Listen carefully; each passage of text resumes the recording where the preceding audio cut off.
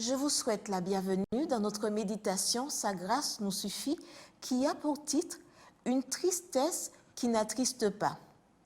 Je me réjouis à cette heure, non pas de ce que vous avez été attristés, mais de ce que votre tristesse vous a porté à la repentance, car vous avez été attristés selon Dieu.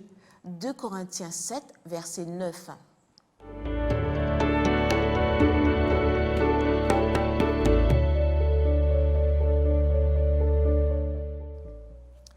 Paul avait écrit aux Corinthiens une lettre très dure qui le rendait triste, non pas parce qu'il avait fait quelque chose de mal, mais parce qu'il était anxieux de savoir si elle serait bien comprise et atteindrait son but.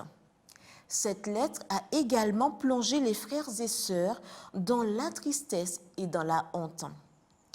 La tristesse des frères et sœurs a fait la joie de l'apôtre. Comment cela se fait-il? C'est une tristesse qui n'attriste pas. Ce message les a rendus tristes et atteint leur cœur. Ils ont été poussés par Dieu à une prise de conscience et à la repentance, ce qui a réjoui non seulement le cœur de l'apôtre, mais aussi les cieux. Voir Luc 15, verset 7. En effet, la tristesse selon Dieu produit une repentance qui mène au salut et que l'on ne regrette pas, tandis que la tristesse du monde produit la mort. 2 Corinthiens 7, verset 10. Ésaü a eu le cœur brisé, mais cela n'a pas changé sa vie. David, en revanche, a reconnu son péché et a été restauré. Judas était rempli de remords. Il ne ressentait aucune tristesse pour ses péchés, mais pour leurs conséquences, et il s'est suicidé. Alors que Pierre a pleuré, il s'est repenti de sa chute et a connu une véritable conversion. Le besoin de repentance n'est donc pas réservé aux non-croyants. Le croyant doit également se repentir. Cela implique de changer d'avis, de ressentir de la tristesse face à son péché et de s'en détacher. Les croyants désobéissants ont besoin de se repentir, non pas pour être sauvés, mais pour rétablir leur communion avec Dieu.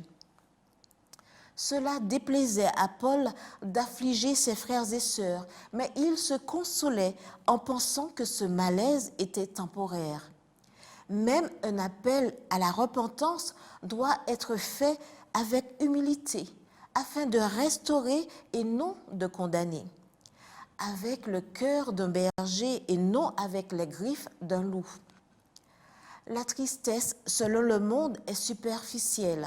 Elle produit du mécontentement, du ressentiment, de l'amertume, un sentiment de perte, de la souffrance et la mort. La tristesse, selon Dieu, est profonde et entraîne le pardon, la paix, la santé, le gain, la joie et la vie. Elle conduit à reconnaître que l'on a offensé Dieu et son prochain, à réparer sa faute, à réorienter sa vie dans le but d'éviter de reproduire cette faute et de porter des fruits dignes de la repentance. Tout cela n'est possible que par la grâce du Christ et l'œuvre du Saint-Esprit.